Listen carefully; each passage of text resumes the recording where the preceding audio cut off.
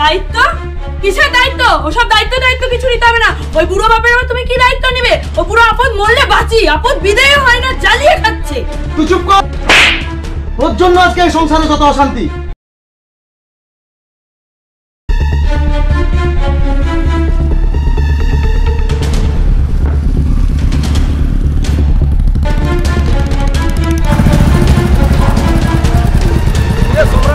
কোথায় থেকে আসছিস? আর বলিস না, তোর বৌদির শাড়ি নষ্ট হয়ে গেছে, তাই বাজার গেছিলাম কিছু শাড়ি কিনতে। শুনলাম তোর বাবার নাকি কিডনিতে পাথর হয়েছে, তা অপারেশন করতে নাকি অনেক টাকা লাগবে, সেই টাকা নাকি তুই দিচ্ছিস না?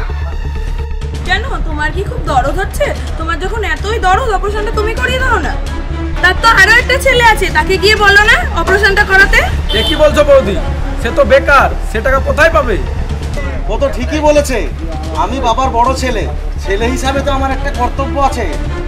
আমি এত কর্তব্য বুঝি না। একটা কথা তুমি কান খুলে শুনে রাখো, আমার সংসার থেকে যদি একটা টাকাও দিয়েছো না, তাহলে তোমার খবর আছে। চলো।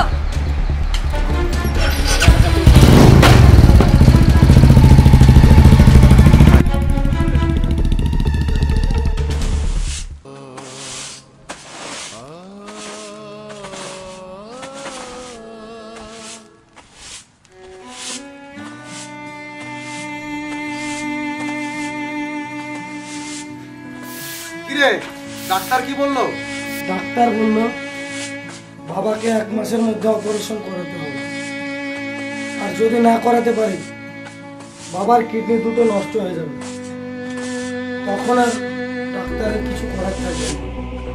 বাবা, তুমি কোনো চিন্তা করো না, ডাক্তারের সঙ্গে কথা বলে আমি তোমার অপারেশনের ব্যবস্থা করছি। কি বললে তুমি? তোমার এই বুড়ো বাবার পিছনে যদি তুমি একটা টাকাও খরচ করেছো না, তাহলে আমি বাড়িতে আগুন লাগিয়ে দেবো বলে দিলাম। বৌমা, তোমাকে আর কষ্ট করে আগুন লাগাতে হবে না। আমি চাই না তোমাদের মধ্যে অশান্তি হোক।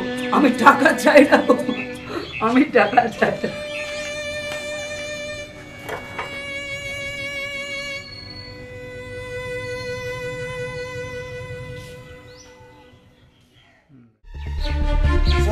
এই গরম ভাতগুলো বাবাকে খাইয়ে দে। তোমার ভাত লাগবে না দাদা, বাবা রুটি খাবে। রাখ তোর রুটি, আমি বলছি না বাবাকে ভাতগুলো খাইয়ে দে। তুমি ভাত নিয়ে এসছো, বৌদি দেখলে আবার যে তোমাকে বকবে, তোমাদের জন্য আমাকে অপমান শুনতে হবে। আরে পাগলা, তোর বৌদি এখন বাড়িতে নাই, তার জন্য আমি বাবাকে ভাত কটা দিয়ে যাচ্ছি, বাবাকে ভাত কটা খাইয়ে দে। কি গো, যেই না আমি একটু বাপের বাড়ি গেছি, অমনি তোমার বাপের প্রতি ভালোবাসা উতলে উঠেছে না? তুমি কাকে বলে ভাত এনে দিয়েছো তোমার বাবাকে? বাবা রুটি খাচ্ছিল, তাই আমি নিজে থেকেই বাবাকে গরম ভাতগুলো এনে দিয়েছি।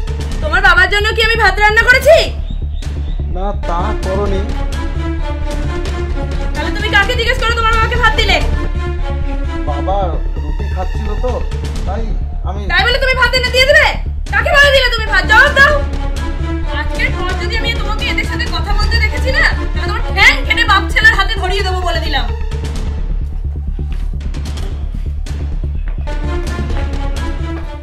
তুই যদি ভাত না দিয়ে একটু বিষ দিতি, মরেও আমি শান্তি পেতে পারি। বাবা চুপ করো বাবা, মরেও আমি শান্তি। বাবা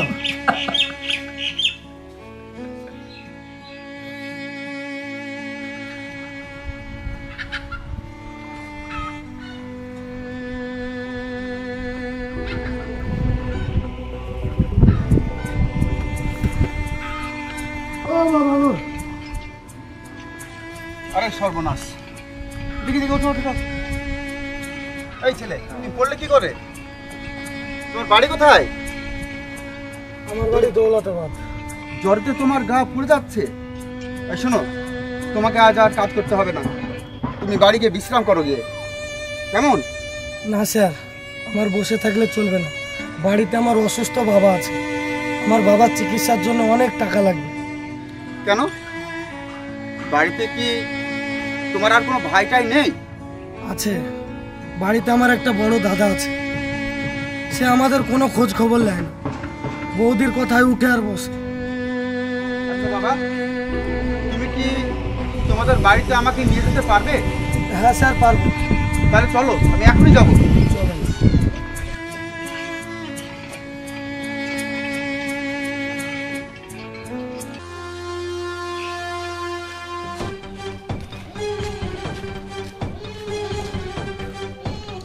সম্রাট, সম্রাট। হ্যাঁ, কে? আরে দাদা, আপনি আমার বাড়িতে কি মনে করে? বলছিলাম এই ছেলেটা তোমার কে হয়? এ তো আমার ছোট ভাই হয়। কেন, ছোট ভাই? কিছু করেছে নাকি? না, কিছু করেনি। এ আজ আমার ভাটায় কাজ করছিল, হঠাৎ দেখি মাথা ঘুরে পড়ে যায়। ওকে আমি বিশ্রাম নিতে বলি। বিশ্রামের কথা বললে ও বলে ওর বাবার নাকি অপারেশন করাতে হবে, অনেক টাকার দরকার। আচ্ছা সম্রাট, তুমি তো বাবার বড় ছেলে, বাবার প্রতি তোমার কি কোনো দায়িত্ববোধ নেই? বাবার চিকিৎসা করানো? আছে দাদা, ইচ্ছে তো করে, কিন্তু আমার বউয়ের জন্য পারি না। সে খুব অত্যাচার করে। চুপ করো কাপুরুষ। এই তোমাদের মতো কিছু কুলাঙ্গার ছেলের জন্য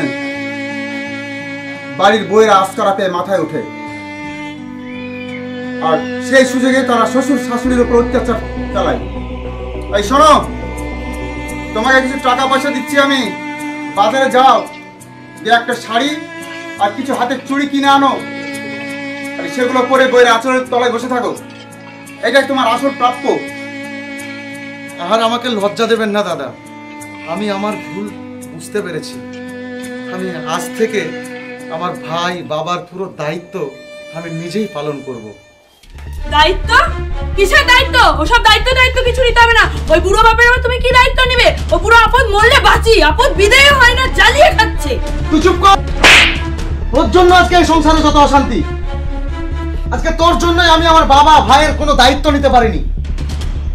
তুই হচ্ছিস সমস্ত নষ্টের গোড়া। তুই আমার জীবনটাকে ছিনিমিনি করে দিলি, তুই আমার জীবনটাকে শেষ করে দিলি। শুধুমাত্র এর জন্য দায়ী তুই, আর কেউ না, শুধু তুই। তুই এই মুহূর্তে আমার বাড়ি থেকে বেরিয়ে যা। এ কি বৌমা, বেরিয়ে যাবো মানে?